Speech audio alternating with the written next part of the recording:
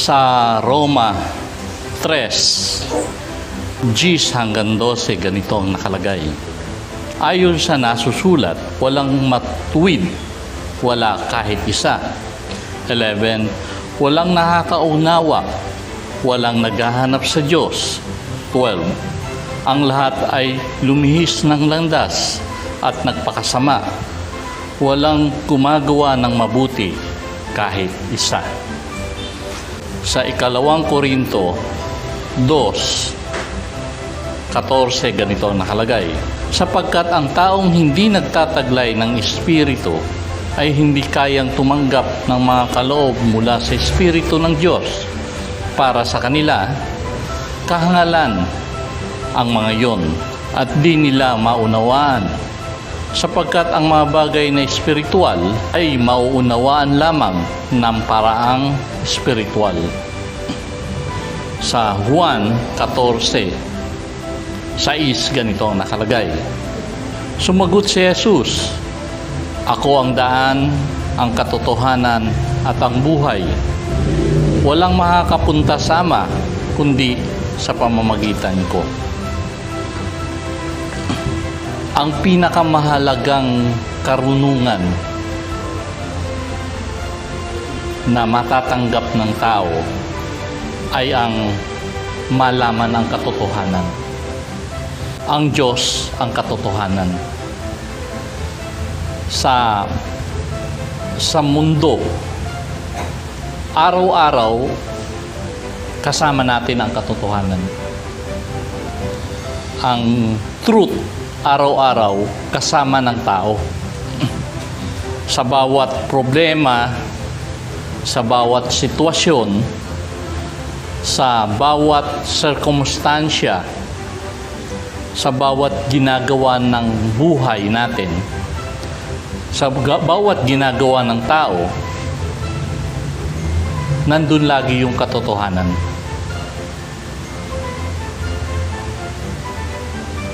Merong katotohanan at lagi yan kasama ng tao.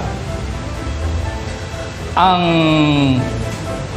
problema, walang naghahanap sa Diyos. Kasama ng tao ang katotohanan pero walang naghahanap ng katotohanan. Kung mapapansin mo, ang tao laging nakatingin sa horizontal dito, sa abot tanaw ng mata. Ang katotohanan, pag tumitinga lang ka, ang Diyos ang katotohanan. Kaya lang, ang tao laging nakatingin sa mga bagay dito sa mundo. Kaya napakaraming tao ang tingin sa katotohanan itong nakikita dito sa paligid. Walang tumitingala. Kagaya nung nabasa natin, walang naghanap sa Diyos. Walang tao na naghahanap sa Diyos. Kaya, ang katotohanan sa maraming tao, ito, yung nasa paligid.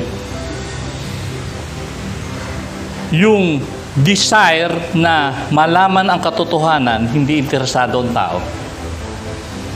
Yung tunay na katotohanan, yung desire na hindi sila namomotivate na hanapin ang katotohanan. Kaya pag sinabi mo sa isang tao na hanapin mo ang Diyos, wala akong panahon dyan. Wala akong panahon sa Diyos. May panahon sila sa mga bagay na nakikita. Pero sa mga bagay na hindi nakikita, wala silang panahon. Kasi yun lang nakikita nila, ang katotohanan sa kanila. Na ang Diyos laging kasama natin.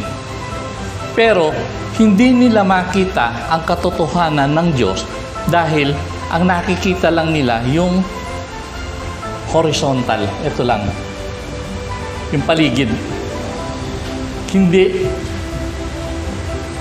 ang pagtaas.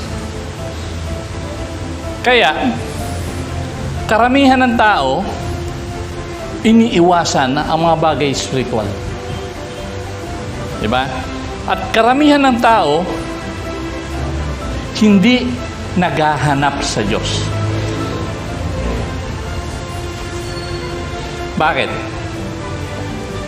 Kasi, busy na yung dito eh. Puno na yung oras nila sa mga bagay na pansanlibutan. Nakaupo niyo yung punto. Na wala talagang naghanap sa Diyos. Kaya nga madalas mabanggit sa scripture yun. Wala ni isa mang naghanap sa Diyos. Wala kahit isa na naghanap sa Diyos. Kasi bago pa magkasala ang tao, ang utos ng Diyos, hanapin ang Diyos at magpakabanal. Nung magkasala ang tao, nabulag sa mga bagay ng spiritual ang tao. Maliban na ang Santong Espiritu ay tulungan ang tao na hanapin ang Diyos, hindi hanapin ng tao ang Diyos. Kaya nga, unang-unang dapat mangyari, magkaroon ng kaliwanagan ang isang tao para hanapin ang Diyos, para hanapin ang kabanalan. Pero, ang hinahanap ng mga pangkaraniwang tao ay yung benefit ng pagiging maka-Diyos. Ano yung mga benefit na yon? Yung magkaroon ng kaligayahan. Diyos lang ang kaya magbigay nun eh. Magkaroon ng kalayaan sa guilt nila. Benefit yun eh. Na makukuha mo lang sa Diyos lang eh. Na mapatawad yung kasalanan eh. Yung benefit na magkaroon ng meaning ang buhay. Kaya karamihan ng relihiyon, yun yung inaalok lagi. Pag sumapi ka sa amin, magkakaroon ka ng kaligayahan. Pag sumapi ka sa amin, mapapatawad ang iyong kasalanan. Pag sumapi ka sa amin, magkakaroon ng kabuluhan ang buhay. Pero, hindi hinahanap ang Diyos. May relihiyon, pero ang gusto lang nila yung benefit. Yung benepisyo na maligaya, kapatawaran ng kasalanan, at kahulugan ng buhay. Pero yung paghanap sa Diyos, ayaw nila. Mapapansin mo yan eh. Kaya maraming relihiyon eh. Kasi ang hinahanap, yung benepisyo ng pagiging maka-Diyos. Pero yung hanapin ang Diyos,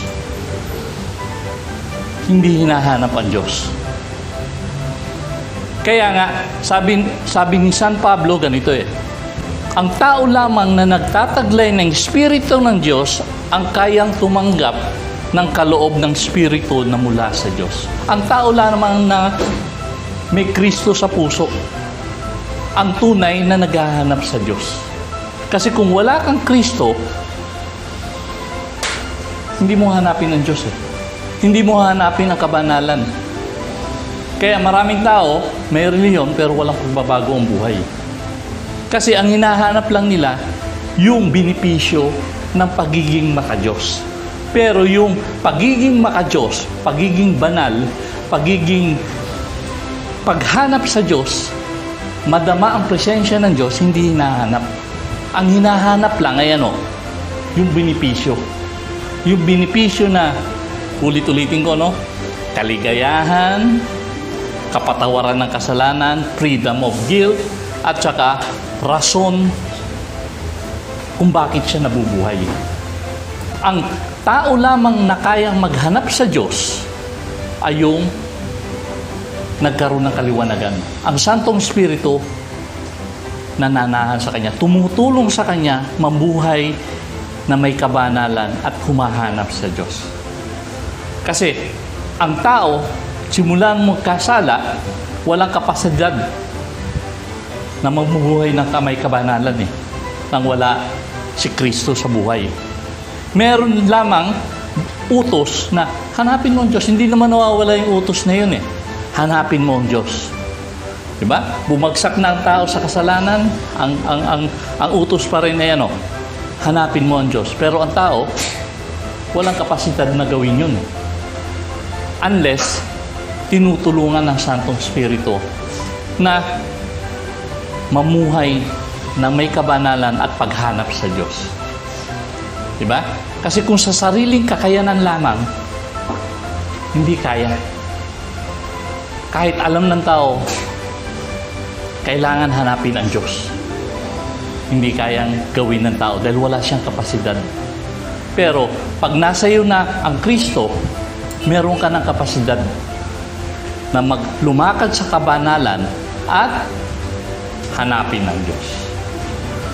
Ang Diyos ay totoo. Sa bawat problema, ang Diyos ay totoo. Sa bawat sirkumstansya, ang Diyos totoo. Nandiyan lagi ang Diyos. Sa bawat ginagawa natin, ang Diyos totoo, nandiyan siya lagi. At sa bawat issue sa buhay, ang Diyos totoo, laging nandyan. Kaya lang, ang tao, ang hahanapin lagi, yung nakikita ng mata. Yun lang po.